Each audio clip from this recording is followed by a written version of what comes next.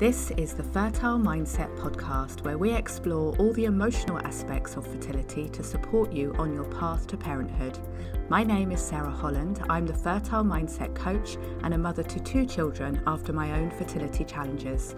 I hope you find all the support and inspiration you need within this podcast to carry you forward on your fertility journey towards your own successful outcome.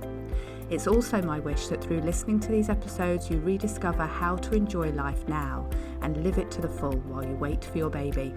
Now, let's begin today's episode. Hello and welcome back to the Fertile Mindset podcast. It's lovely to have you back here with me, and as always, I hope you find listening in both supportive and inspiring. I know how hard it can be to find people who truly understand what it's like to be facing fertility issues when you try for a baby. So I hope that this podcast reassures you that you are both normal in the way that you're feeling and that you're not alone in your experience either. Now, today the sound quality may be a little different because my office is very noisy right now with a huge rainstorm going on outside. So I've moved into my wardrobe to record this for you. Now, it is a walk-in wardrobe, like a tiny little room. I'm not sitting in a cupboard or anything, but I hope you can hear me clearly now without any rain or wind noise in the background. So today I want to speak to you about the what if questions and thoughts that can keep us up at night. In the middle of the night when the house and the world outside is quiet, all we have are our thoughts. And it's this quietness that gives them space to be fully heard. When we're busy with work or whatever we're doing during the day, we can often distract ourselves and not be all consumed by these thoughts. They'll still be there, of course, and you may find that they come out to the surface whenever there's a space during the day too. Maybe when you're driving, when you switch off by meditating or reading a book, and that's when your mind springs into life, presenting you with all the questions that you don't want to think about, questions that you don't have the answers for, or that you don't want to know the answers. It's those fear-inducing, hypothetical questions that lead us down a path of catastrophizing and thinking of all the worst possible outcomes, which of course then can trigger worry and fear. Then there's the fear of even going to those questions and asking them to yourself and admitting that the worst case scenarios could even exist. The fear of what the answers to the what if questions could be, and the fear that it may need to be faced, means that you can tend to avoid these questions, keeping them at arm's length and trying really hard not to let them into our thoughts at all. Until they do come in, that is. When your defences are down, when you're not distracted, and then it can feel like a battle, can't it? The thoughts coming in and you fight to push them away, to not go there. So what do I mean by what if questions? These are the questions that ask what if and wonder about the future, how this is all going to turn out. They could include, what if I don't get pregnant this year? What if I don't have a baby by the time I'm 35, 40, 45 or whenever? What if we have to do IVF and can't afford it? What if we try to adopt and they turn us down? And what if I never have a baby?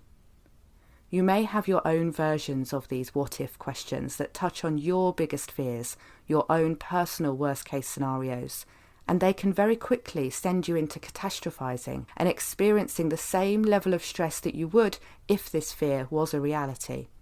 But it isn't a reality. It isn't happening now. It is just a thought. While you have fears and worries triggered by the thoughts of what-if questions, you are unlikely to want to bring them to mind, which means that you're not allowing yourself to sit with them, to explore them, and see what perspectives and options may be possible. They just sit there lurking in a dark corner of your mind, feeling threatening and worrying. Now, if we manage to take away the fear of the future and its uncertainties, we can live a more present life and without struggle. We can even reflect on the what-if scenarios and see what answers or outcomes come to mind that we hadn't previously considered. Using EFT tapping on the questions, the thoughts, and the feelings that arise will help you find clarity and resilience to move through them. If I hadn't ever faced my own what if I never get pregnant question, I would have never taken the time to consider other routes to parenthood, have researched and explored adoption, and finally adopted our baby boy. Allowing myself to get comfortable with the what if helped me to feel safer thinking about the future. And we did conceive our first baby too once the pressure was off. Now, did that lack of pressure, the release of fear about the future, help us to conceive more easily? We'll never know that, but I do know that once I wasn't living under the dark cloud of what if I never have a baby, I felt more comfortable with researching my options and seeking solutions, which, yes, did eventually then lead us to conceiving our first child and then adopting our second. And that's what I'd love for you as well, to have a freer, more comfortable experience of navigating your way through fertility issues and towards welcoming your baby, however that happens. Now, I mentioned using EFT, which I'm sure for any long-time listeners to this podcast won't come as a surprise. I adore EFT and the clarity and truth it takes us to.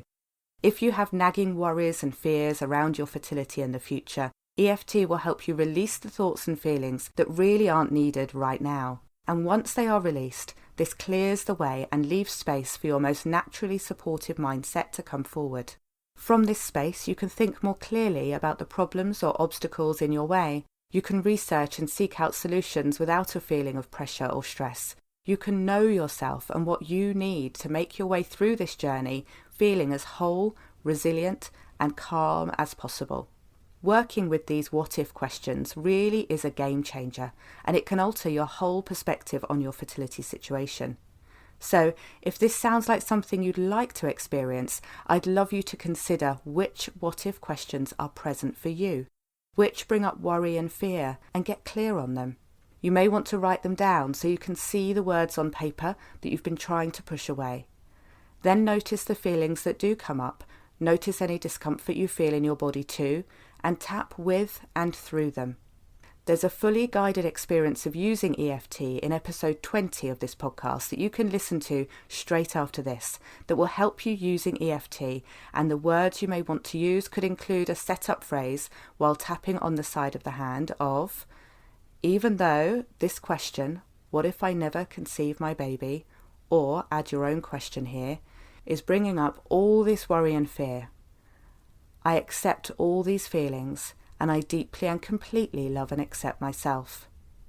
Or you might say, even though this question, what if I never conceive my baby, is something I don't even want to think about, I wonder how releasing this fear could help me.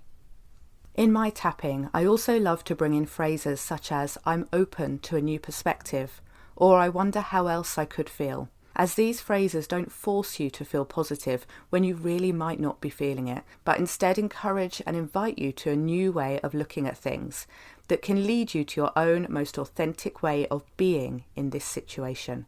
This is where you can then connect with your creativity, your strength, your tenacity, and your calm and peace of mind too.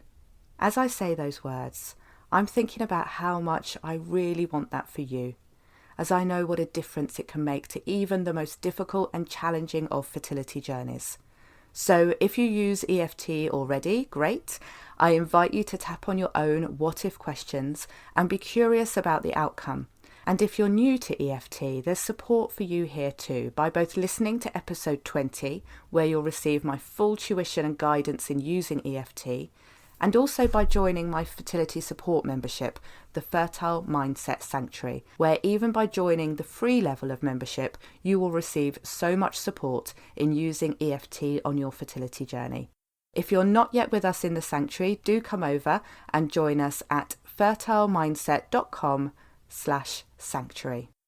So that's it for today, but before we go, I want to acknowledge what a big topic this will be for many of you, and I want you to be gentle with yourself as you connect with and tap through these questions and the emotions related to them.